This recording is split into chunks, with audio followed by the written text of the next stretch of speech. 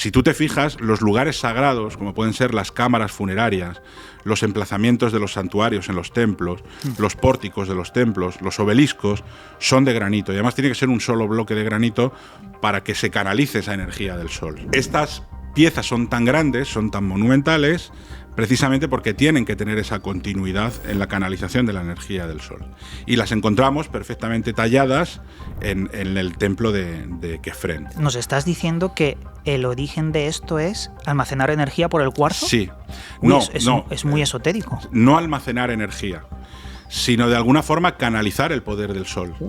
Interesantísimo, no lo había escuchado. El obelisco es la evolución de la pirámide. ¿Por qué la pirámide tiene que tener la cámara del rey hecha en granito? Porque el rey tiene una connotación solar. La pirámide es una montaña de la que va a volver a salir el sol. De alguna forma necesitan recoger esa energía del sol. Son como máquinas simbólicas. A ver, es que la pirámide es una maquinaria de resurrección. ¡Guau! ¡Qué bueno! ¿No parece que los sacerdotes podrían tener hasta incluso más poder que los reyes en el antiguo Egipto por el conocimiento para crear estas obras? El poder de los reyes se lo daban los sacerdotes. Eso es. Un rey necesita del conocimiento del sacerdote astrónomo para poder de alguna forma sustentar en un elemento que su pueblo no va a discutir su carácter divino. O sea, si yo digo mañana va a haber un eclipse y el sol se oculta, ¿quién me dice que yo no soy un dios? Por eso es tan importante el conocimiento del cielo. ¿Tú crees que hay templos sumergidos en el Mediterráneo que no se han descubierto? Sí, simplemente partiendo de Alejandría. O sea, en Alejandría, en Egipto, hay parte de la ciudad de Alejandría que está sumergida. Claro. Es decir, el nivel del Mediterráneo ha subido, eso es un hecho. Hola a todos y bienvenidos a Gran Misterio Podcast.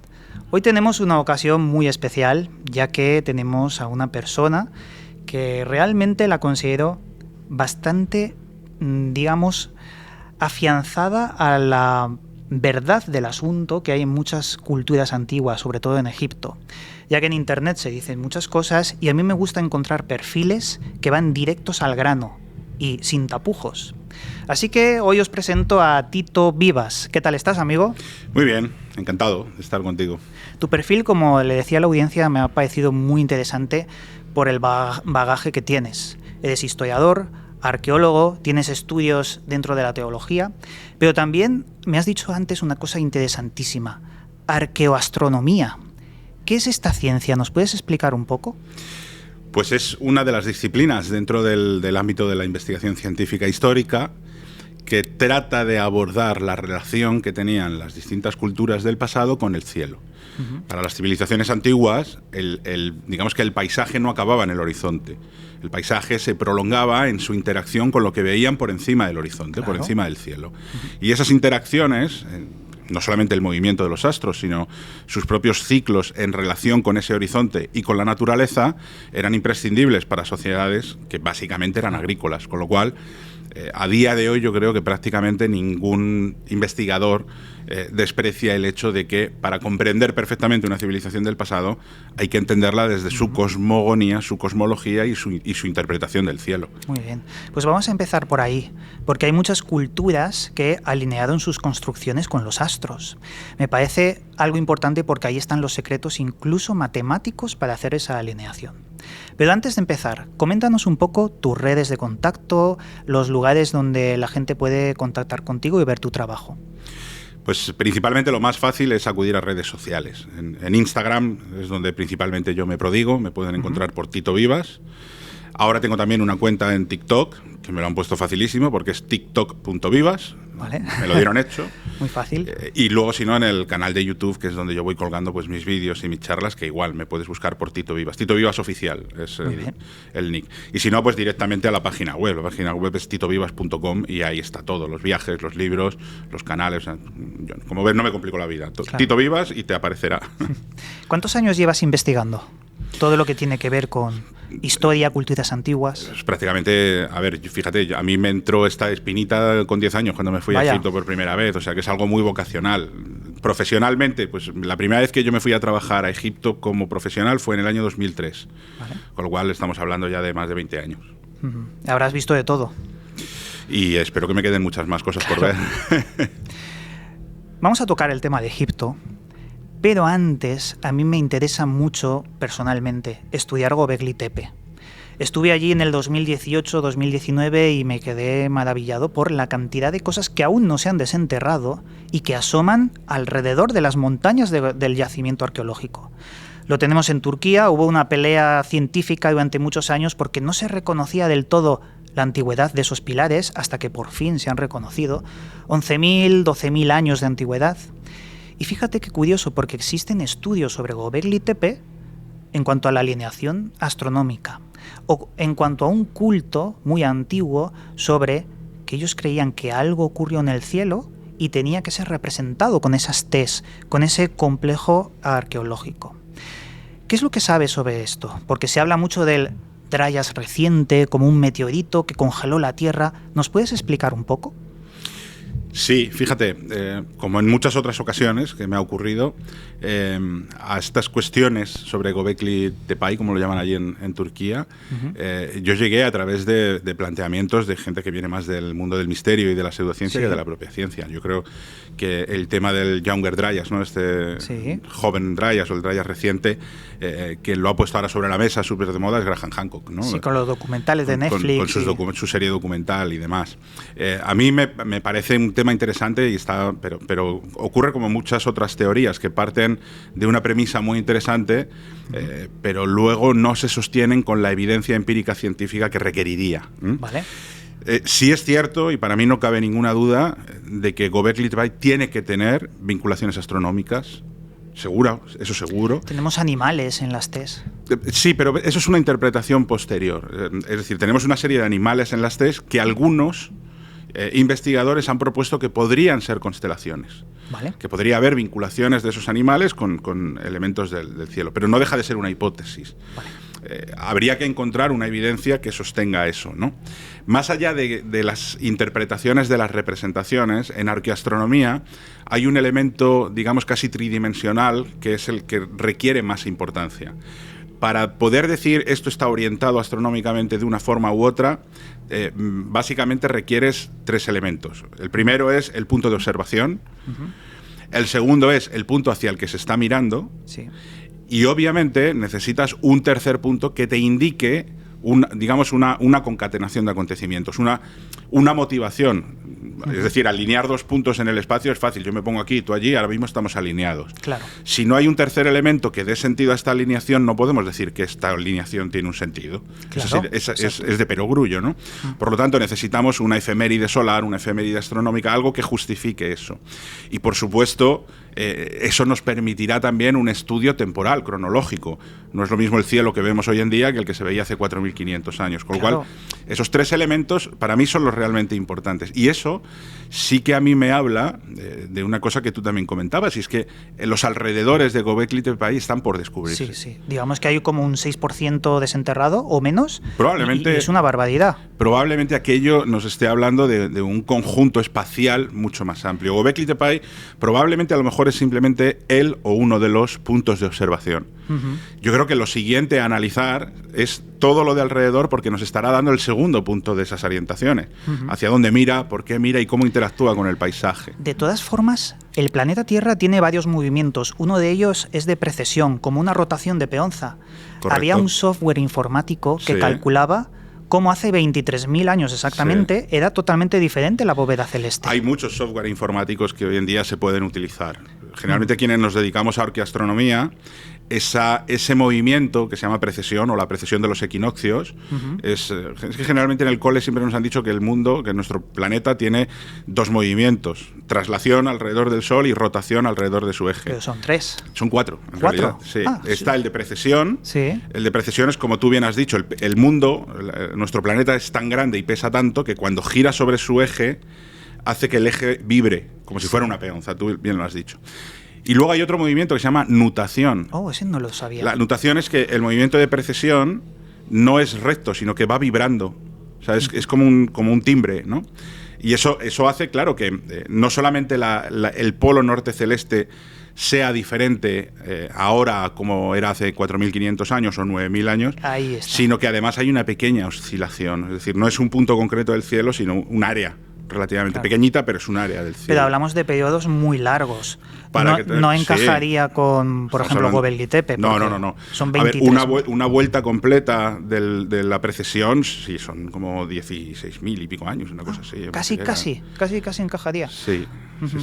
Muy interesante. También se dice sobre Göbekli Tepe que fue enterrado de forma deliberada. ¿Sabes algo de esto? Sí, es otro de los planteamientos y no sería un caso aislado. Hay otras civilizaciones donde también se ha documentado un enterramiento ritual. Lo que no sabemos es si por conservación y preservación o porque se quiere acabar con ese culto o porque se quiere proteger ese tipo de rito y de culto. No lo sabemos muy bien, pero sí parece que hubo un enterramiento a propósito. Es que gracias a eso se ha preservado muchas de las columnas donde se ven un jaguar, pero tallado, es decir, físicamente, no es un dibujo. Y gracias a haberlo enterrado, pero eso implica llenar de toneladas y toneladas de tierra todo el complejo, ¿o me equivoco? Sí, no te equivocas. O sea, es un trabajo muy arduo de acarrear muchísima arena. ¿Es imposible de hacer? No, y puedo ponerte otros ejemplos que no hace falta que sean tan antiguos. Si tú viajas, por ejemplo, a la zona de Palestina, el Herodión, la tumba del rey Herodes, es una montaña artificial que requirió bastante más arena, por ejemplo, que ocultaron el Göbekli Tepe. O por ejemplo, ¿cómo se llama? Lo que se supone que es la tumba de Gengis Khan, que se prevé que pueda estar en una ubicación de Mongolia que está cerrada y que no te dejan acceder ahora mismo. Parece ser que también fue un enterramiento deliberado. Es decir, acarrear arena para grandes construcciones hoy en día nos puede parecer absurdo, pero no lo es. O sea, en Masada, por ejemplo, volviendo a Israel, ¿no? La planicie de Masada, que es altísima, los romanos hicieron una rampa para atacarla, o sea, y fue acopiando arena, o sea, que hay evidencias de que en la antigüedad eso se hace. Me recuerda mucho a un símbolo arquetípico. Como decía Carl Gustav Jung, tenemos muchos símbolos grabados a fuego en el ADN. El miedo a la oscuridad, el miedo a la serpiente. Y enterrar algo es el símbolo arquetípico de preservarlo en el tiempo. Igual que hacían los egipcios. No me refiero a enterrar, sino a preservar el cuerpo para el más allá.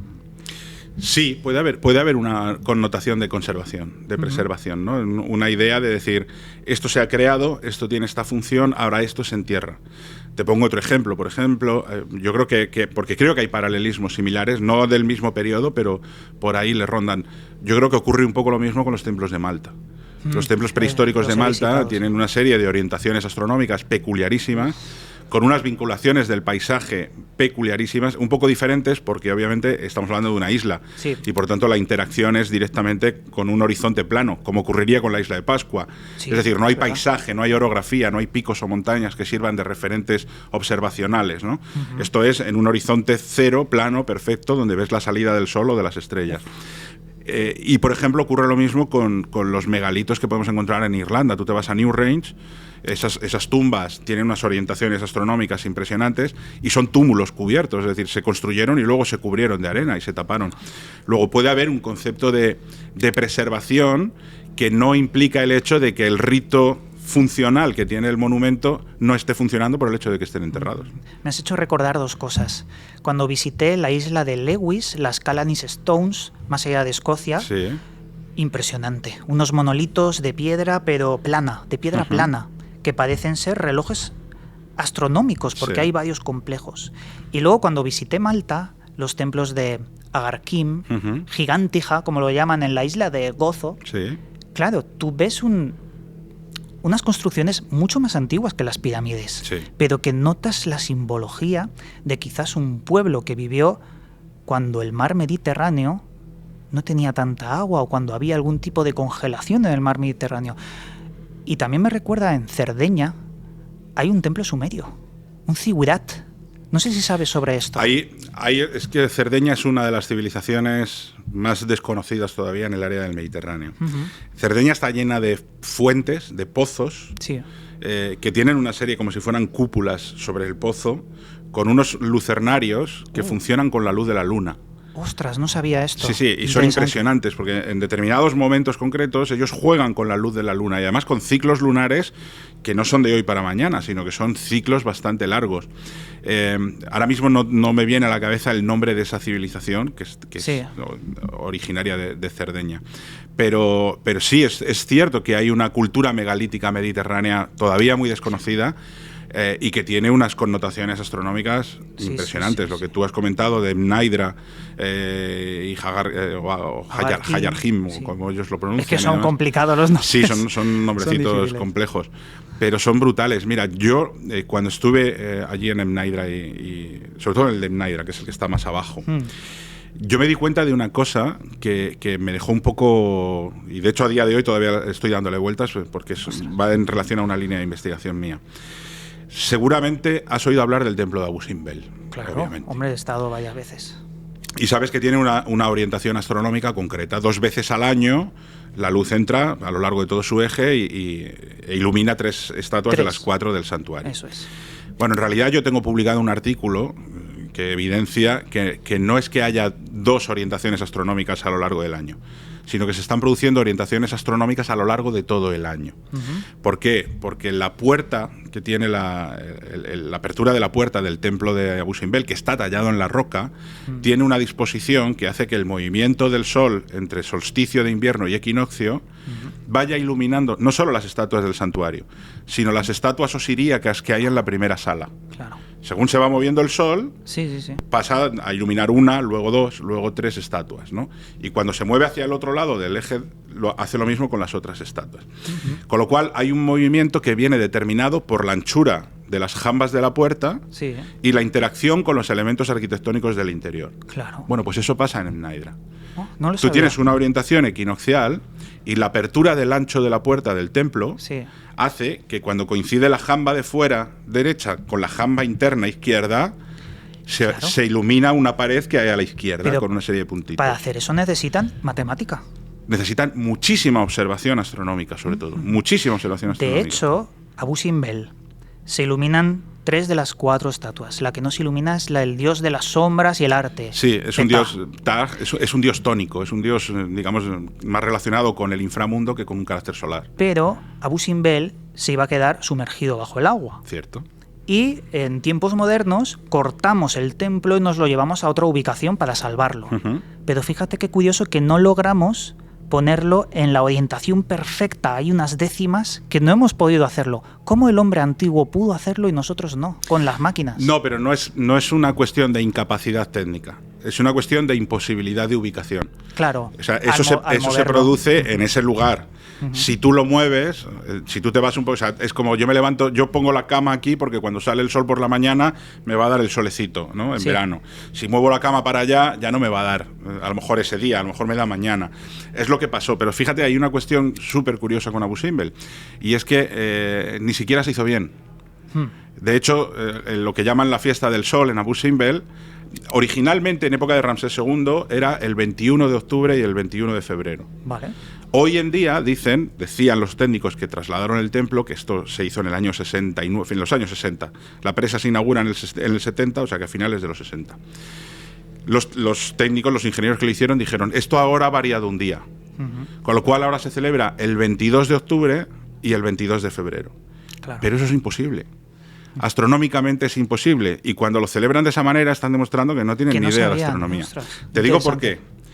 Si tú tienes una orientación el 21 de octubre, el Sol viaja hacia el solsticio de invierno, 21 de diciembre, pero a la vuelta hace el camino inverso. Es verdad.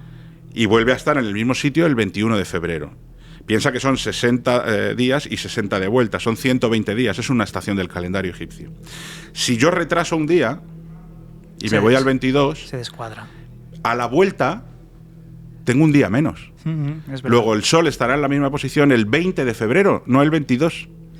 Y sin embargo eso no se ha corregido, se sigue celebrando el 22. Por eso yo siempre digo, quienes quieran ir a ver la orientación astronómica tienen que ir en octubre, ya no vayan en febrero. Es verdad, mira, es cosas que no sabía. Me parece interesante porque conoces un poco más la técnica y cómo la tradición a veces impera ante la matemática. Sí. Volviendo un poco a Malta, yo me puse a investigar desde Google Maps, desde arriba, ver dónde estaban las car routes.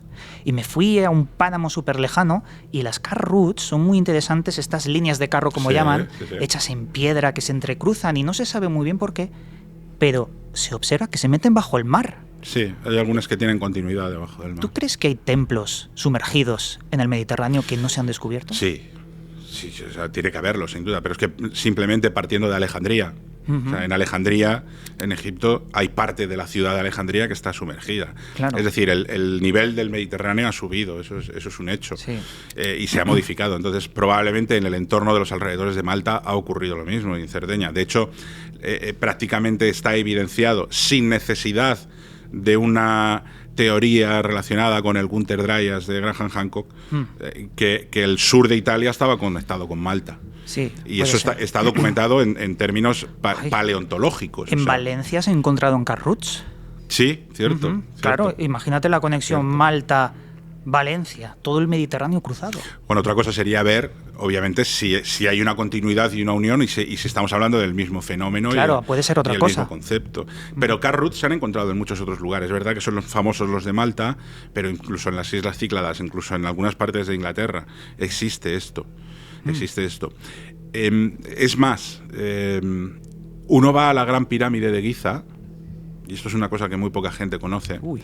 En las esquinas de la Gran Pirámide de Giza está la teoría de este arquitecto francés que se llama Jean-Pierre Houdin. ¿Eso es lo de los metales? No, Jean-Pierre Houdin es el que dijo la teoría de que las rampas eran internas, ¿vale? Haciendo una especie de espiral, una serie de rampas internas. Y de hecho, se propuso que él señaló unos puntos en las esquinas de las pirámides donde decía, ojo, que aquí las piedras son distintas. Lo conocía. Y esto puede ser el inicio de esa rampa. Y de hecho, ahí se hicieron una serie de tomografías y de escaneados y se determinó que había una serie de huecos, que había una serie de cavidades, con lo cual tenía sentido, ¿no? Lo curioso es que la mayoría de la gente, cuando va a la pirámide y quiere, no sé, ponerse a investigar, miran hacia la pirámide. Yo creo que esto a lo mejor es una deformación de los que nos dedicamos a la arqueoastronomía, tenemos la deformación de ponernos en el punto de observación y darnos la vuelta, para ver qué se ve hacia el otro lado, ¿no? ¿Qué se ve desde este punto tan importante? ¿Qué se ve? Bueno, pues hay algunos lugares en las esquinas de las pirámides donde tú te das cuenta que tallado en el suelo hay caminos que recuerdan a los car routes. Caminos que además llega un punto donde se bifurcan y van para un lado, van para otro, y que luego fueron rellenados de piedra para volver a nivelarlos. Claro, teniendo en cuenta que la mayoría de los indicios de construcción y de transporte de piedras que tenemos para la llanura de Giza son trineos, a mí no me parece descabellado, ¿no?, que si tú tienes un inicio de una rampa o un camino, lo que une de alguna forma el lugar de acopio de material con la obra sea una especie de raíl, vamos a llamarlo así, pero excavado en la piedra para precisamente que el trineo discurra por ahí. Pues eso existe en Giza y poca gente lo ve en el suelo. Corrígeme si me equivoco, porque esto lo vi del doctor Jiménez del Oso en un famoso documental de Egipto, y él decía que habían en las 4 esquinas de la pirámide unos hierros que había colocado alguien que interpretaba hasta dónde llegaba el revestimiento original. Sí, existen unos anclajes de bronce, doraditos en algunos puntos, que indican dónde se presupone que debían de estar las aristas originales de la pirámide. Pero eso es muy importante, porque claro, ¿cómo calculas tú la matemática tan perfecta que dicen que tiene la pirámide si no tienes en cuenta el revestimiento, que está hecho a ojo donde creían que era? Totalmente. Se rompen muchos cálculos matemáticos dentro del misterio. Es que en tu propia pregunta va la respuesta. Es que esto me di cuenta en el último viaje. Para empezar, es que esa supuesta perfección que tiene la pirámide no es tal perfección. Y en caso de que la tuviera, a día de hoy es imposible calcularla, porque no tenemos el revestimiento. Claro. La única pirámide que tiene revestimiento es la pirámide blanca, que tú conoces muy bien, en Dahshur, es la que mejor conserva el revestimiento, y luego la parte de arriba de Kefren. Kefren te puede servir para hacerte una idea más o menos del tipo de capa de revestimiento que podía tener la pirámide. Sí. Pero no deja de ser una especulación, claro, es completamente especulativo. Claro, de ahí que digan, es que tiene una orientación norte-sur y hacia los puntos cardinales que no difiere no difiere, pero no podemos decir que o sea, sacamos una media de la ubicación del área de la pirámide y lo planteamos, y efectivamente está muy bien orientado a los puntos cardinales, pero eso tampoco tiene ninguna complicación. Luego hay extrañas coincidencias. No sé si has escuchado hablar de, si tú coges la velocidad de la luz exacta y la pones en Google Maps, en Google Earth mejor, separas latitud, te sale el centro de la Gran Pirámide. Sí. ¿Cómo puede ser? Es puramente una coincidencia. Pero es puramente interesante, una coincidencia. es un misterio. Hay dos coincidencias que no dejan de ser curiosas. Una es que no sé si es la latitud, me parece, no sé si es latitud o longitud. Me confundo, es una de las dos. Una de las dos. La otra no la tiene. Coincide con la velocidad de la luz. Y la otra es que me parece un poco más cogida con pinzas, porque esta sí es verdad que coincide. A ver, también es verdad que te tienes que saltar e interpretar un poco los decimales, pero bueno, es muy, muy, muy aproximada. Y puede ser más certera. La otra casualidad, que yo creo que está un poco más cogida con pinzas, es que la altura de la pirámide multiplicado por no sé qué te da la distancia al Sol. Vaya. Esa es otra de las cuestiones. No, es complicado. Pero claro, esa es más difícil por dos razones. La primera, porque no tenemos el revestimiento de la pirámide, con lo cual vuelve a ser una hipótesis y una elucubración decir cuál era la altura exacta de la pirámide. Y falta el piramidón. Y nos falta el piramidión, claro, por no hablar de las teorías que dicen que tenía una pelota encima. Pero bueno. Eso no lo he escuchado. Sí, se hizo una tesis doctoral sobre el tema y todo. Vaya. Pero la otra cuestión que hace que esto se coja por pinzas mucho más es que los egipcios no conocen el sistema métrico. Con lo cual es muy difícil que ellos vayan a calcular la altura de una pirámide en relación a una distancia que nosotros medimos en metros, cuando ellos no conocen el sistema métrico. Claro. Tienen el sistema del codo real y que varía de un periodo a otro. Con lo cual eso te demuestra pues que no deja de ser una casualidad, que además también, ya digo, que hay que coger con pinzas decimales y todo lo demás. Casualidad interesante, al menos curiosidades. Son curiosidades. También se descubrió que tiene 8 lados. Sí, pero esto no es raro. Volvemos a lo mismo. Hay que partir del hecho de que, yo parto del hecho, a lo mejor es necesario explicarlo, que para mí Giza es un complejo único diseñado en conjunto. Es decir, no hay una pirámide de Keops, una de Kefren y una de Miquelino. Giza es un complejo que está diseñado por Keops a imitación de lo que hizo su padre Snefru en Dahshur.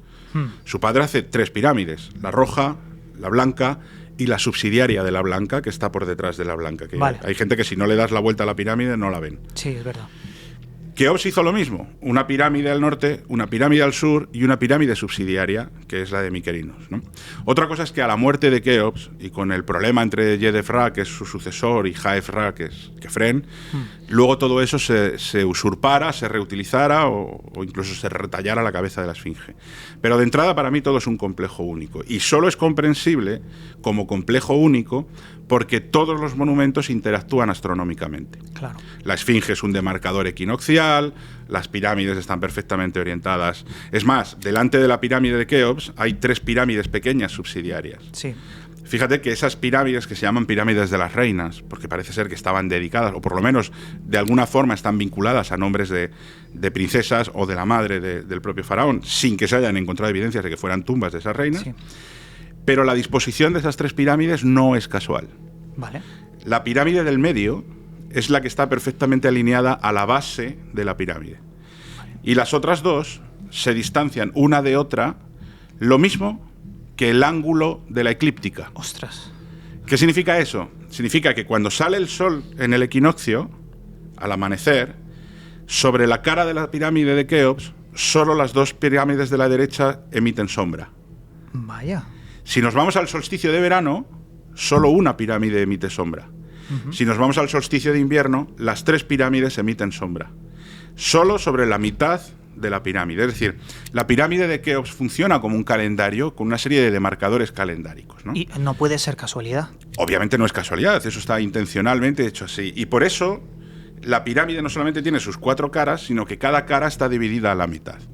Si queremos hacer un demarcador calendárico, al inclinar esas caras hacia el interior, aunque sea un poco, en el equinoccio, que es la salida del sol justo por el este, lo que vamos a tener es un efecto que se llamó efecto relámpago, y eso es un poco engañoso porque no es un fogonazo. Sí. La cuestión es que cuando el sol sale perfectamente alineado con esas caras de la pirámide, si las caras están inclinadas hacia adentro, vas a tener media pared o media pirámide más oscura y media pirámide más clara. Claro, ahí es cuando se ve las 8 caras. Y es un demarcador. Pero claro, eso de nuevo lo volvemos a intuir por los restos que quedan, porque al no tener el recubrimiento original, pues no deja de ser una hipótesis. ¿No te parece esto más misterioso que si la hicieron alienígenas y todo eso? Y más interesante. Porque claro, es un conocimiento tan avanzado para hacer eso que a mí me recuerda a la masonería. ¿Por qué? Porque las logias con el tiempo siempre han recopilado ese conocimiento de constructores, recordemos, masón, de mazo, de cantero. De canteros. Sí. Y las catedrales en Europa, muchas se han hecho siguiendo los principios arqueoastronómicos de... Con esto me refiero, ¿no parece que los sacerdotes podrían tener hasta incluso más poder que los reyes en el antiguo Egipto por el conocimiento para crear estas obras? El poder de los reyes se lo daban los sacerdotes. Eso es. O sea, un rey necesita del conocimiento del sacerdote astrónomo para poder de alguna forma sustentar en un elemento que su pueblo no va a discutir su carácter divino. O sea, si yo digo mañana va a haber un eclipse y el sol se oculta, ¿quién me dice que yo no soy un dios? Claro. Si yo digo, oye, que llegue la crecida del Nilo y la crecida llega, ¿quién me va a decir que no soy un dios? Es decir, el conocimiento, por eso es tan importante el conocimiento del cielo, porque te permite controlar los ciclos de la naturaleza y por tanto una sociedad agrícola que depende de ello puede poner al frente a una persona que dice, no os preocupéis, yo me encargo de esto. ¿Por qué? Porque yo soy uno de ellos. Y lo tratan como un dios. Efectivamente. Por eso Imhotep podría haber sido tratado incluso más que al rey. Yo creo que Imhotep, hasta donde sabemos a día de hoy, es uno de los, voy a ponerlo entre comillas, inventores de este concepto. Vale. Fíjate, porque yo creo que aquí habría mucho que discernir. Imhotep, para quien no lo sepa, es el arquitecto que diseña la primera pirámide de Egipto y prácticamente de la historia. Es verdad que hay algunas precursoras, intentos de mastabas un poquito escalonadas, pero la gran primera pirámide, por decirlo de alguna manera, es la del rey Zoser en Saqqara, la pirámide escalonada, que tiene 6 escalones. Y Imhotep es el que lo hace. Fíjate, porque durante mucho tiempo se ha dicho que luego los reyes posteriores, sobre todo en el Reino Nuevo, cuando ya llevan la capital, Reino Medio y Reino Nuevo, llevan ya la capital a Tebas, a Luxor, dejan de construir pirámides porque excavan las tumbas en la montaña. Vale. Yo creo que es al revés. Los reyes del Reino Antiguo construyen pirámides porque no tienen montañas donde excavar las tumbas. Sí. Claro, para el egipcio la tumba es el horizonte por el que se pone el sol. Y además esa pirámide, esa montaña representa de alguna forma la colina primigenia donde nace el sol a la mañana siguiente y pone en marcha la creación. Si trasladan la capital del sur, no olvidemos que las primeras dinastías son tinitas, tienen la capital en el sur. Es Zoser quien traslada la capital al norte y se la lleva a la zona de Memphis. La necrópolis de Memphis es Saqqara, no tiene montañas. No, nada. Luego tienen una necesidad constructiva, arquitectónica, religiosa, que es, oye, yo necesito una montaña para renacer. Y ahí es donde aparece la figura de Imhotep como solucionador de un concepto que es religioso, que es político y que obviamente tiene una vinculación astronómica muy fuerte. Sí. De hecho, todo el complejo funerario de Zoser tiene una orientación norte-sur. ¿Por qué? Porque en ese momento la monarquía todavía no es solar. Claro. Tiene una vinculación con lo que se llaman las estrellas imperecederas. Las estrellas que precisamente, debido al eje de inclinación de la Tierra, lo siento, terraplanistas, el eje de inclinación de la Tierra, ¿vale?, en su rotación, hace que haya una serie de estrellas en el norte celeste que no conocen el ocaso. Los egipcios las llamaban las estrellas imperecederas, las Igemus Equiu.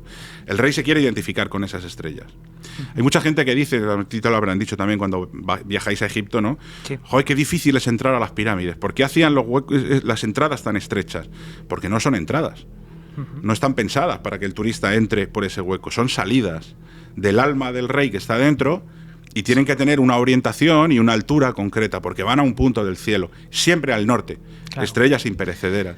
Luego Giza no, Giza gira, porque ahí el rey ya es solar, y entonces la esfinge, los templos funerarios ya miran al este, a la salida del sol.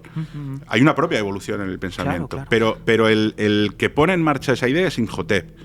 Es sacerdote, por supuesto, tiene poder político, pero es arquitecto y es astrónomo. Ostras. Por lo tanto, obviamente, y además es un personaje muy peculiar al que no se le conoce descendencia, no se desposa. Luego, o sea, es una rara avis dentro del mundo egipcio que luego va a tener una repercusión. Yo creo que genera un modelo de personaje público en la corte que va a tener luego sus ecos en personajes como Amenhotep, hijo de Hapu, como Senenmut con Hatshepsut y otros personajes que eran igual. Arquitectos, astrónomos, manos derechas del rey, y no se les conoce descendencia, no se casan, sus tumbas son muy extrañas, ¿no? Aunque la de Imhotep es uno de los grandes todavía misterios, ¿no? ¿Dónde está la tumba de Imhotep? Claro. Pero sí, para mí es uno de esos precursores. Yo recuerdo que existen 5 tipos de alma que tiene el rey. 5, no, corrígeme si me equivoco, porque a veces estos datos, 2 de ellos era el Ka y el Ba. Los otros no los recuerdo bien, pero habían varios. Y recuerdo que había en la cámara de la reina 2 conductos que llamaron los conductos de ventilación, que no son de ventilación porque hay una mini puerta en uno de ellos. Y yo leí la teoría de que estaban enfocados con los astros y era el Ka que se iba a esos astros, necesitaba esos conductos. Pero claro, unas puertecitas que fueron descubiertas con un robot, y luego tenían unas manillas estas puertas, sí, y un producto químico que goteaba de esas manillas. ¿Sabes algo de esto? Sí, sí. A ver, vamos por partes. Es que es tan amplio. Sí, sí, ha sido una cuestión amplísima. Vamos por partes. Lo primero, efectivamente, la esencia del ser humano para los egipcios es más compleja que la nuestra. Sí. Porque la nuestra es dual, tiene una parte material y una parte espiritual, el cuerpo y el alma.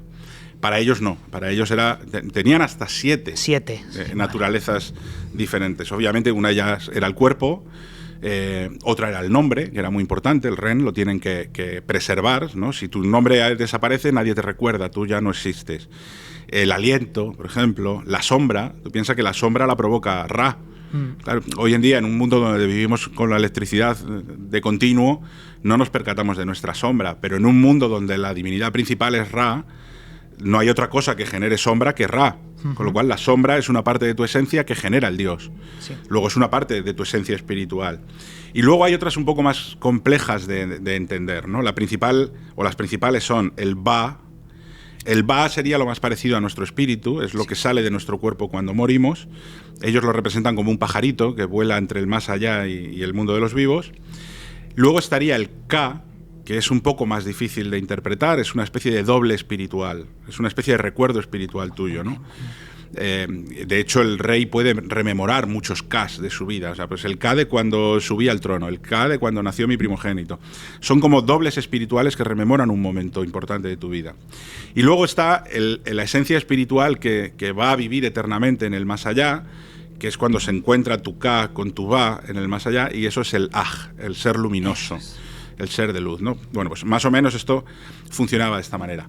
Entonces, efectivamente, de repente tú entras a la Gran Pirámide, pasamos a la segunda parte de la cuestión, y te das cuenta que la Gran Pirámide tiene más de una cámara, ¿no?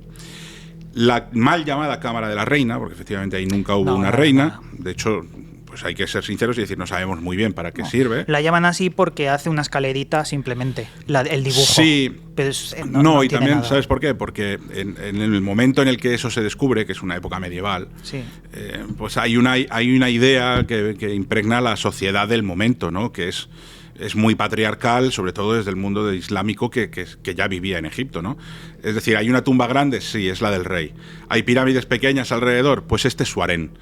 Es un concepto muy, muy musulmán, y no solamente musulmán, sino también muy de tribu, de nómada, ¿no? Un patriarca necesita muchas mujeres para que la tribu sea grande.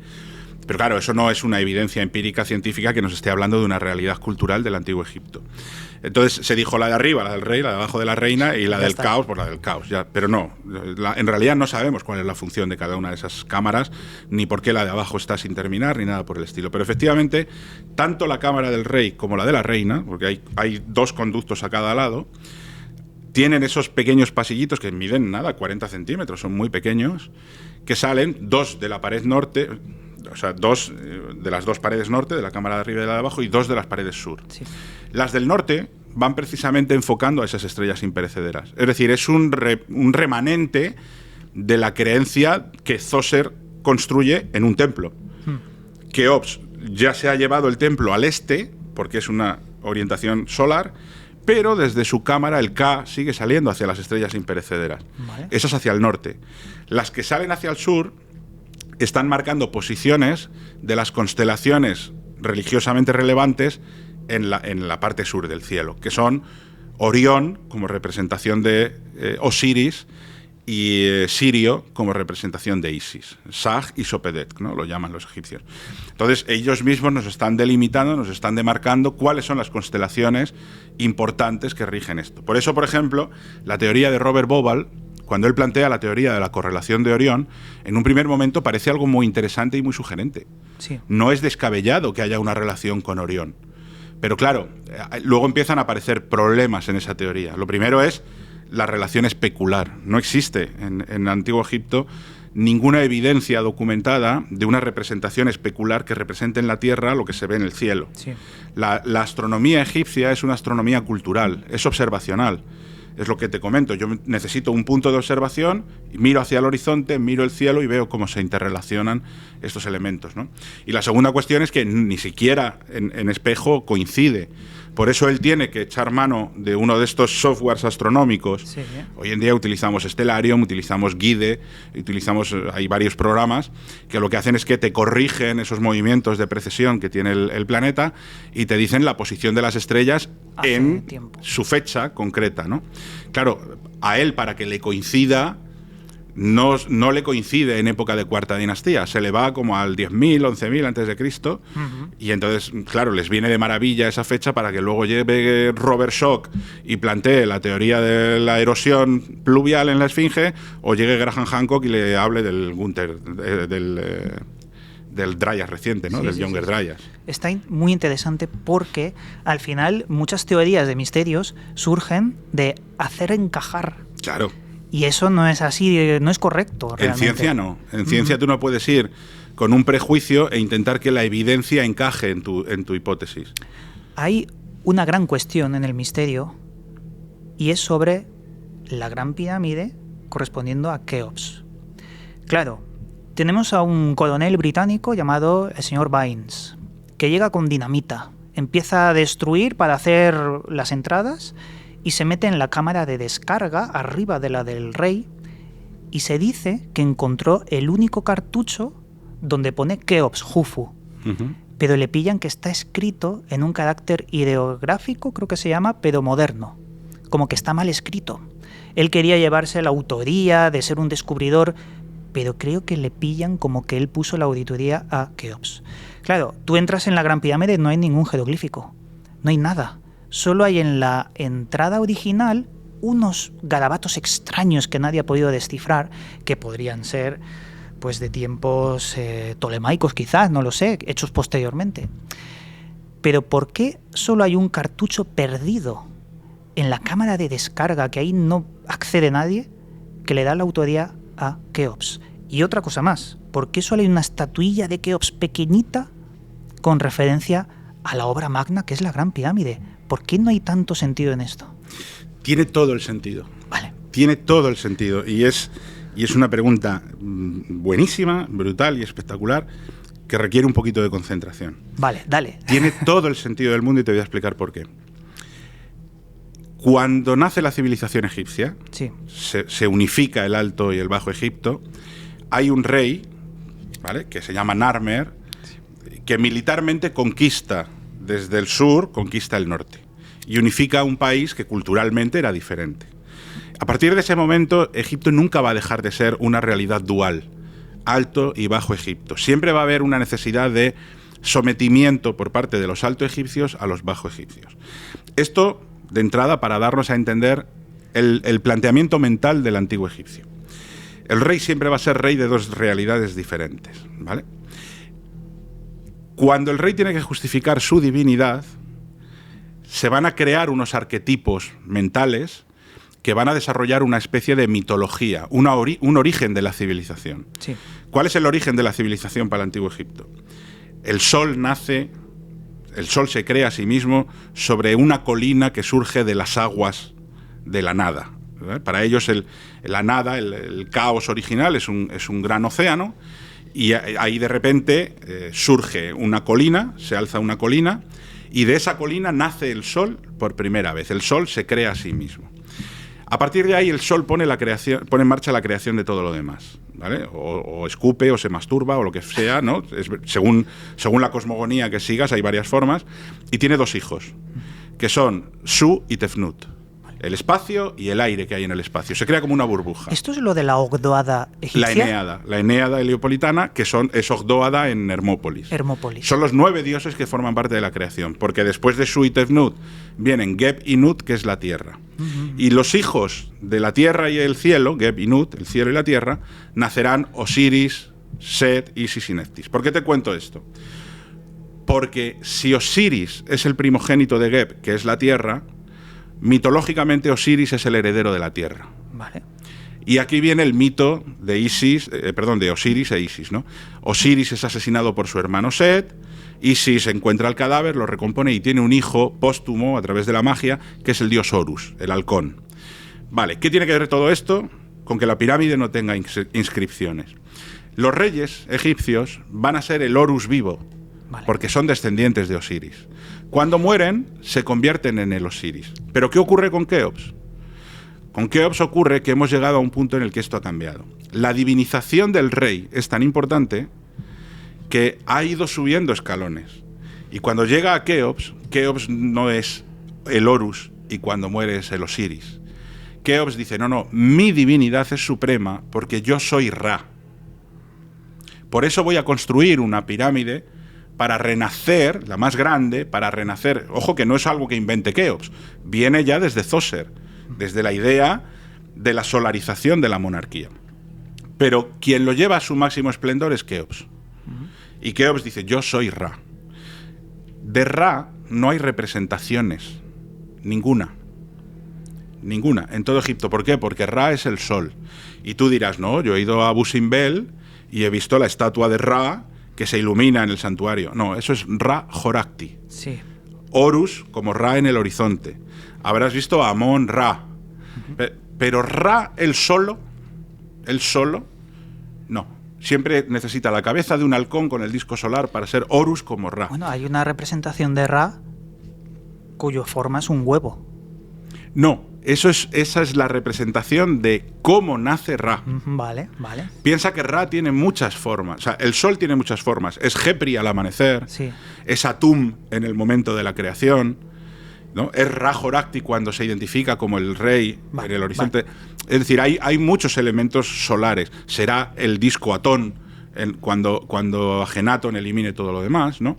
Pero de lo que no hay duda es de que Ra, como entidad suprema, es el disco solar y no necesita representaciones. Luego, Keops, cuando se identifica como Ra, no necesita representaciones. El problema viene después, porque ese planteamiento político-religioso, que por supuesto arrastra una carga económica brutal, muere por su propio éxito. Cuando muere Keops, la gente dice, bueno, ahora ha muerto Ra.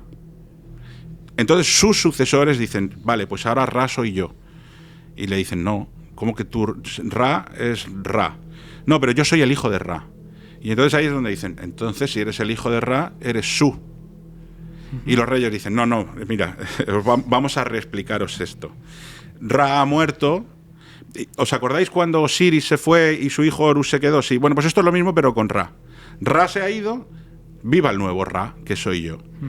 Y entonces la sociedad en sí dice, bueno, te aceptamos esto, pero ¿qué hay de lo mío? Es decir, ese cambio de paradigma implica, primero, más concesiones a la administración. Vale. Segundo, menos poder económico del rey.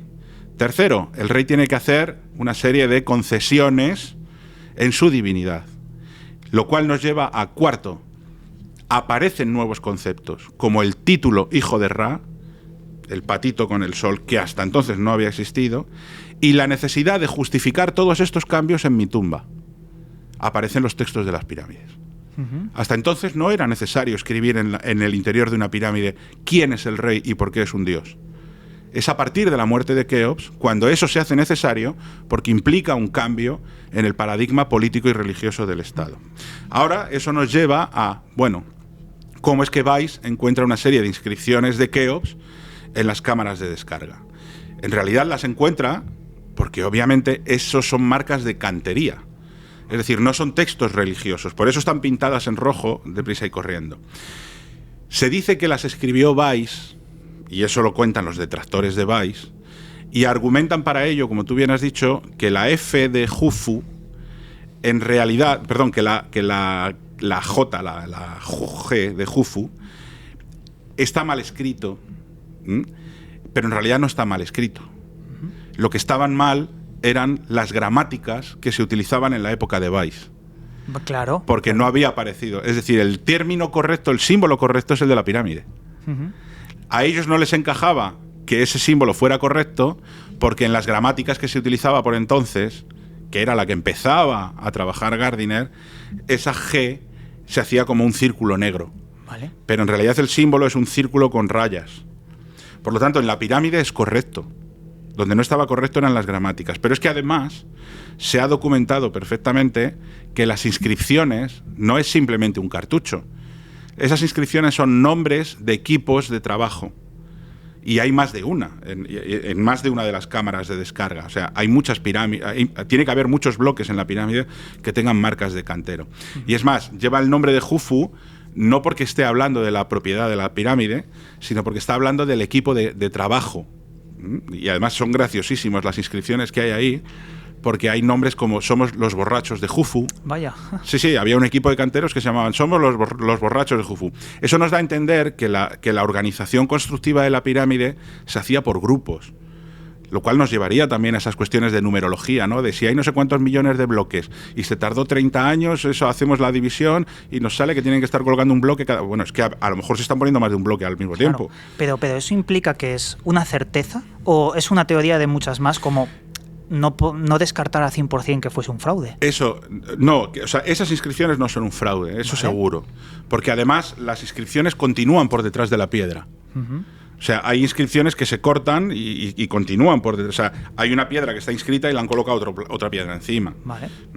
Pero es que además tenemos hace poco el descubrimiento de los famosos papiros de Wadi el-Harf, que se encontraron en el Mar Rojo, en una cantera de la que se extraían bloques para llevarlos a la pirámide. Y es el mismo sistema.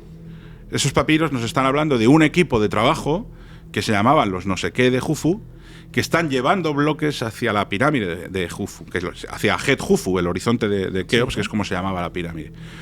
Entonces, ¿es una evidencia de que la pirámide la construyó Keops? No.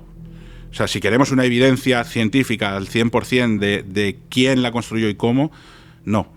Pero es el único indicio que hay de autoría en la pirámide y se corresponde con otros indicios que son el nombre de la pirámide de Jufu en tumbas de alrededor, el nombre de la pirámide de Jufu en los papiros de Wadi el-Harf. Luego hay muchísimos indicios que nos hablan de una autoría en época de Jufu por parte de Jufu. Hay muchas estelas interesantes en Egipto. Por ejemplo, estuve ante la estela de Famine, súper interesante. Todo lo del sueño que tuvo sobre el dios carnero Genum. Pero yo me quiero ir a otra estela porque es la más bañada en misterio y yo creo que tú puedes darnos mucha luz sobre esto. La llaman la estela del inventario, donde dicen que Jufu encontró la pirámide al lado de la casa de Isis. Claro, seguramente hay mucha mala interpretación. ¿Qué nos puedes decir de esto? Porque se esgrime como la prueba de que Keops encontró la pirámide. La estela del inventario es sin duda es un documento de propaganda política religiosa. Vale. Es decir, cuando se construye ese templo en ese emplazamiento, que es una necrópolis, es decir, no tendría ningún sentido haber construido una necrópolis sobre un templo. Vale. Sí tendría sentido construir un templo posteriormente en un área sagrada como puede ser ese área de la necrópolis. Pero para justificar la sacralidad de ese templo, ¿qué es lo que hacen? Justifican que Keops construyó su pirámide al lado de este templo. Bien. Pero lo más probable, y la evidencia arqueológica así nos habla a la hora de catalogar ese pequeño templo, es que fue al contrario. El templo se construye sobre el entorno de la necrópolis que hay al este de la pirámide. Por lo tanto, la estela del inventario en realidad es un evento de propaganda política. Ocurre lo mismo con la estela del sueño en las patas de la Esfinge. Sí. Es posterior, muy posterior a la construcción de la Esfinge y de todo Giza. Y es una cuestión de propaganda político-religiosa, ¿no? Tutmosis IV se inventa una profecía, ¿no? Donde el dios de la Esfinge le dice, oye, si me desentierras, yo te haré rey. Con eso estoy justificando no solamente mi ascenso al trono, sino mi sacralidad, porque he sido elegido por un dios, ¿no? Esto es muy habitual en el Antiguo Egipto. que haya que hacer una especie de justificación teológica a una razón de ser que necesita un apoyo para constituirse con un fundamento religioso. La estela del inventario es una de esas. De los lugares más extraños que me he encontrado en Egipto, el tipo de roca varía. Hay muchos materiales, granito rosa, no sé, hay varios. Pero hay dos lugares que desentonan muchísimo. Uno es el Osirión, por las enormes rocas que hay ahí, y el otro es el Templo de la Esfinge. Los bloques son gigantescos. ¿Tú crees que son diferentes a todo lo que encontramos en Egipto? Porque los bloques son lo más grande que he visto y están encajados como en Sacsayhuamán, como si estuviesen moldeados uno encima de otro. ¿Qué piensas de esos bloques? Para empezar, el Templo de la Esfinge probablemente sea el origen de ese tipo de construcción. No es un caso único. La estructura, por ejemplo, interna de las cámaras de la Gran Pirámide, o incluso la parte interior de la pirámide roja que construye su padre Snefru en Daxur, tienen este tipo de construcción ciclópea, monumental, como lo queramos llamar, de grandes bloques de granito rojo. El bloque de granito, el granito en el Antiguo Egipto es probablemente la piedra más sagrada, más allá del lapislázuli, que se utiliza únicamente para orfebrería y estatuaria. Pero a nivel constructivo, el granito, por su composición geológica, piensa que tiene cristales de cuarzo, hace que se caliente mucho. ¿No? La caliza es muy blanca, refleja la luz del sol, y la arenisca es muy porosa. Pero el granito, por los cristales, se calienta mucho. Esto, cualquiera que haya ido en verano a la Sierra de Madrid y se haya intentado sentar, a los 2 minutos te tienes que levantar porque el culo arde. Pues en Egipto ellos se dieron cuenta de eso. Entonces, si tú te fijas, los lugares sagrados, como pueden ser las cámaras funerarias, los emplazamientos de los santuarios en los templos, los pórticos de los templos, los obeliscos, son de granito. Y además tiene que ser un solo bloque de granito para que se canalice esa energía del sol. Vale. No puede haber... El obelisco tiene que ser una sola pieza precisamente por eso.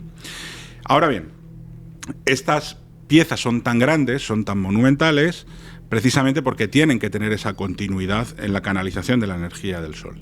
Y las encontramos perfectamente talladas en el templo de Kefren. Pero nos estás diciendo que el origen de esto es almacenar energía por el cuarzo. Sí. Es muy esotérico. No almacenar energía, sino de alguna forma canalizar el poder del sol. Interesantísimo, no lo había escuchado. Claro, o sea, el obelisco es una antena que lo que hace es... El obelisco es la evolución de la pirámide. ¿Por qué la pirámide tiene que tener la cámara del rey hecha en granito? Porque el rey tiene una connotación solar.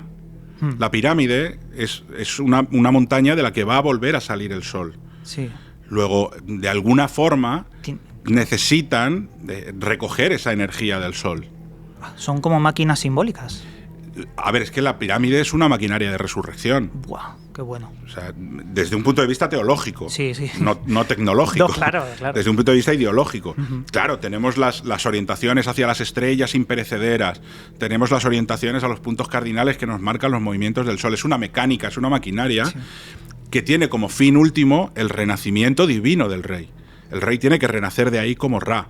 Por lo tanto, todo es simbólico, incluido el material que se utiliza. Y se utiliza granito porque es la que más capta la energía del sol, el calor del sol, la fuerza del sol, ¿no? Y eso, si se puede hacer en un solo bloque, se ha de hacer en un solo bloque. Los sarcófagos son un solo bloque de granito. Sí. ¿Por qué? Porque necesitas una caja que condense la energía divina del sol. Entonces, eso te lo vas a encontrar así siempre.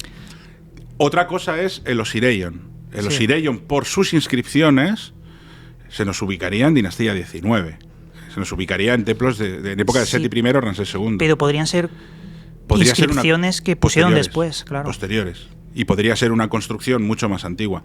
Pero aquí es donde viene la duda de qué fue antes, la gallina o el huevo. Es decir, Seti I construye el templo de Abidos y construye el Osirion por detrás, o el Osirion ya existía y Seti I construye el templo por delante. Pero es una anomalía porque la orientación del Osirion es diferente al templo de Abidos.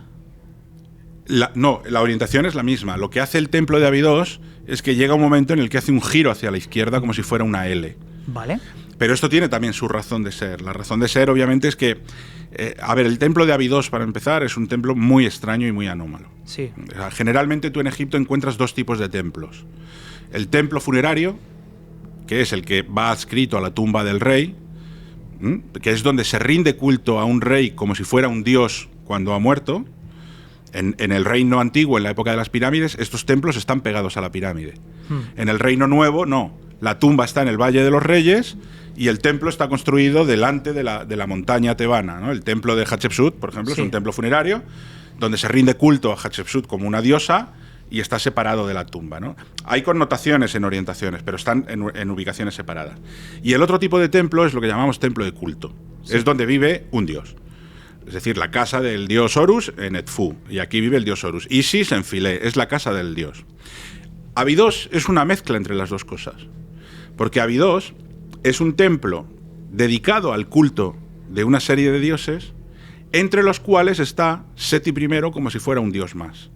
Con lo cual Seti hace una mezcla de las dos cosas. Claro. Y se lo lleva a un emplazamiento concreto, que no es ni su tumba, porque Seti tiene su templo funerario propio en Tebas, en Luxor.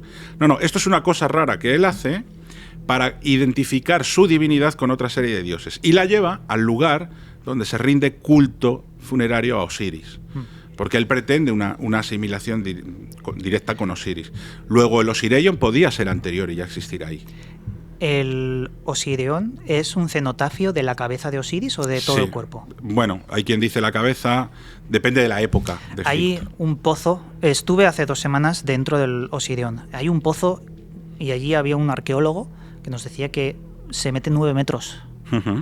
Es interesante porque en la cámara del caos, cámara inacabada, hay un pozo de 9 metros. Aunque también se metió dinamita para ver hasta dónde llegaba. A ver, es que estamos hablando de una época en la cual, más que dinamita, era pólvora. Sí. Era pólvora lo que se utilizaba. Pero no me quiero ir de Abidos porque puede ser que el secreto de Abidos esté debajo del templo, porque había una baldosa extraída y se veía un enorme pilar debajo del templo. A ver, lo que no cabe duda es que Abidos es una lasaña. Hay cosas que están construidas por encima de otra cosa. Un templo debajo. Pero tú piensas que las primeras tumbas de los primeros reyes están en Abidos. Sí. O sea, tú te vas un poquito más adelante y tienes Sunet el Sebib, que son los templos funerarios de los reyes de la Hasehemu y demás de las primeras dinastías. Y un poquito más hacia el oeste, llegando ya hacia las montañas, donde empieza la cadena montañosa, está Umelkap, que son las tumbas de los reyes de las primeras dinastías. Luego, no es casual. Es más, ¿sabes por qué las tumbas de los reyes de las primeras dinastías están ahí? ¿Por qué? Los reyes de las primeras dinastías, antes de que se produzca la solarización de la monarquía, tienen una vinculación directa con Osiris. Es decir, yo soy el Horus vivo mientras gobierno y me convierto en el Osiris cuando muero. Por lo tanto, voy a enterrar mi cuerpo en las inmediaciones donde entendemos que estaba la tumba mítica de Osiris. Vale. Ese es el entorno de Abidos. Ahora la pregunta es, ¿por qué poner Abidos, la tumba mítica de Osiris, en ese lugar y no en otro? Bueno, pues volvemos a la astronomía. Yo te he dicho que las pirámides tienen una serie de orientaciones hacia el norte con una inclinación concreta porque están apuntando a los movimientos de las estrellas imperecederas. Lo que ocurre es que si yo bajo en latitud hacia el ecuador, si yo bajo por la circunferencia de la Tierra, y de nuevo hundimos a los terraplanistas, si yo bajo por la circunferencia de la Tierra, voy perdiendo distancia de visión de las estrellas imperecederas. De hecho, si yo me voy al ecuador y miro el cielo, no hay estrellas imperecederas. Todo el cielo gira. Sí. Del mismo modo que si me voy al polo norte, todas son imperecederas. Eso es. Bien. Si yo bajo en latitud hasta Abidos, las estrellas que ellos consideran imperecederas, que son la Osa Mayor y la Osa Menor, de repente dejan de ser imperecederas. En la latitud de Abidos es donde el carro de la Osa Mayor roza el horizonte. Lo que significa que si el difunto se tiene que unir a las estrellas imperecederas, tiene que estar abajo. Tiene que hacerlo cuando la estrella roza la Tierra, sí, lo recoge de su tumba y se lo lleva hacia arriba en el cielo. Claro. Por eso las tumbas de los primeros reyes están ahí. Y mitológica y míticamente, el Osiris estaba enterrado ahí. Cuando el rey lleva la capital al norte y se lleva la necrópolis al norte, ni tiene pirámides, ni tiene montañas, ni tiene las estrellas imperecederas tocando el suelo. ¿Qué necesita?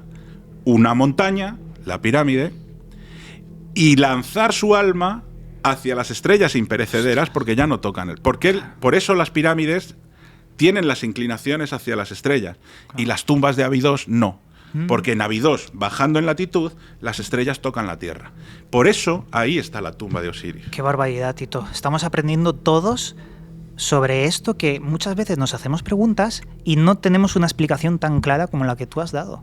Pero es que para llegar a esa conclusión clara, aparte de que uno tenga más o menos capacidad divulgativa para hacerlo comprensible, hay muchísimo esfuerzo detrás no mío, de muchísimas personas que se han dedicado. Por suerte en España tenemos, por ejemplo, al doctor Juan Antonio Belmonte, que es una eminencia en arqueoastronomía. Tenemos al doctor José Lul aquí en Barcelona, Sí, él es de Valencia. Familiar mío. ¿Qué me dices? Sí, pues es mi director de tesis. ¿Qué dices? Claro, José Lul es mi director de tesis. Él es el hermano de mi suegro. Toma ya. Pues mira, le mandamos el primo de mi suegro. Le mandamos un beso desde aquí. Sí, claro, pues es mi director de tesis. O sea, pues son los popes de la arqueoastronomía egipcia ahora mismo. O sea, que yo soy un privilegiado, lo que sé lo sé por ellos. O sea, que, bueno, hay cosas que yo he intentado aportar de mi cuenta, ¿no? Pero para eso se hace una tesis doctoral. Pero, claro, es muchísimo esfuerzo y muchísimos años de investigación en este tema para llegar a hacer comprensible respuestas a preguntas que, como tú dices, llevan ahí desde ni se sabe, sobre todo en el imaginario colectivo de lo que es el mundo del misterio. Hay otro tema que yo siempre me parece uno de los sitios más extraños de Egipto y es el Serapeum. Auguste de Mariette iba por Saqqara con su burrito y de repente el burrito mete la pata en un agujerito y dicen, uy, aquí abajo hay una enorme cámara. Y empiezan a desenterrar y ven ahí una cosa maravillosa que son 25 sarcófagos, si no recuerdo mal, que parecen tener una evolución. Granito, granito negro, basalto y diorita. ¿Qué nos puedes contar sobre lo grandes que son estos sarcófagos simbólicos a Apis, el toro, que estaban cerrados y cuando los abrieron estaban vacíos? Y la perfección milimétrica que hay en alguno de estos. ¿Qué nos puedes contar? Vale, vamos a aterrizar todo esto. Vale. Y de nuevo vamos por partes.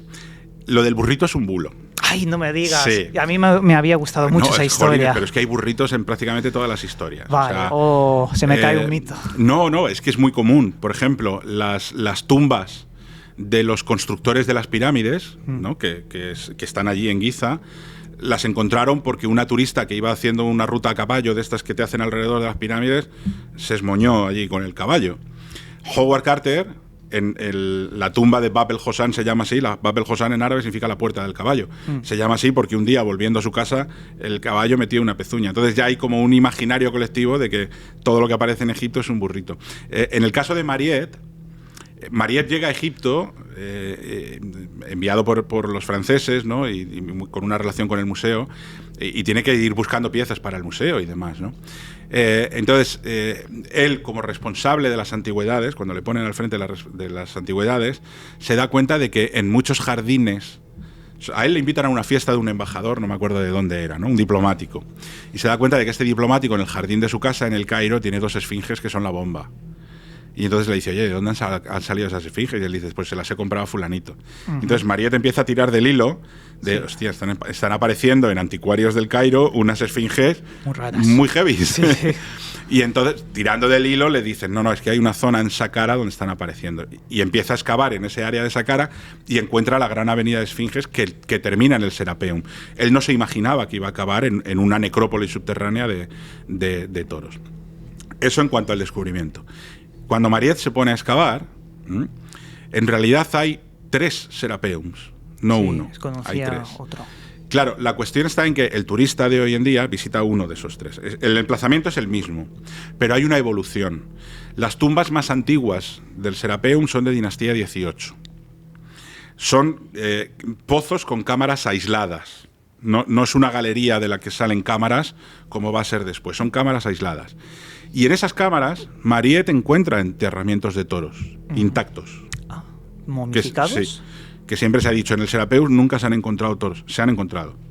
Se han encontrado restos de toros e incluso un toro intacto en un enterramiento. Lo que pasa es que es de dinastía 18. Yo le escuché a Javier Sierra hablar de que habían encontrado en el fondo un muñeco humano, pero que estaba hecho de trozos de animales. Correcto. Y que había una gelatina rara en su interior. Bueno, esa es una de las cosas que adorna Javier. Bueno. No una gelatina rara, te cuento. El segundo de los Serapeum, o sea, el más antiguo, son de dinastía 18 y son como tumbas sueltas, donde se encontraron toros y pinturas de toros. Luego, no hay duda de que esas tumbas eran para toros. Después viene la de la dinastía 19, época de Ramsés II y de su hijo, uno de sus hijos, que se llama Haemwaset.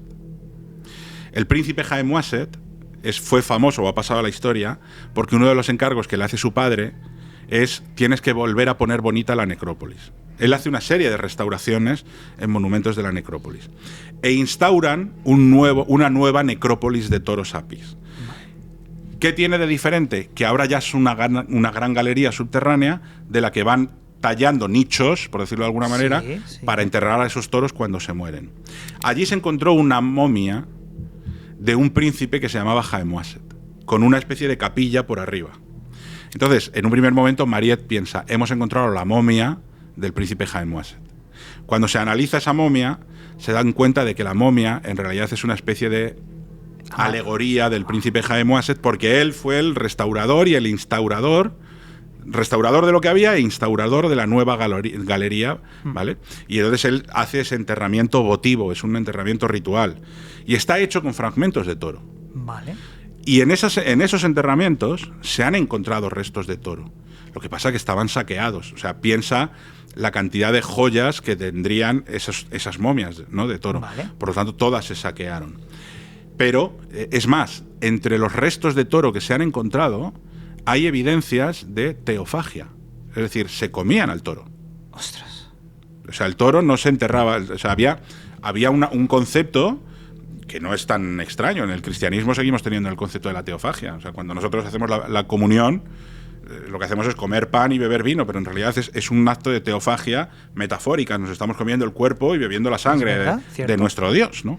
Esa idea de teofagia adquiere una serie de connotaciones gracias a la divinidad a través de la ingesta de su cuerpo. Es más antiguo que un bosque. Sí, sí. O sea, y tiene orígenes en cuestiones como esta. Bueno, pues en esos huesos se han documentado esas teofagias divinas de los toros.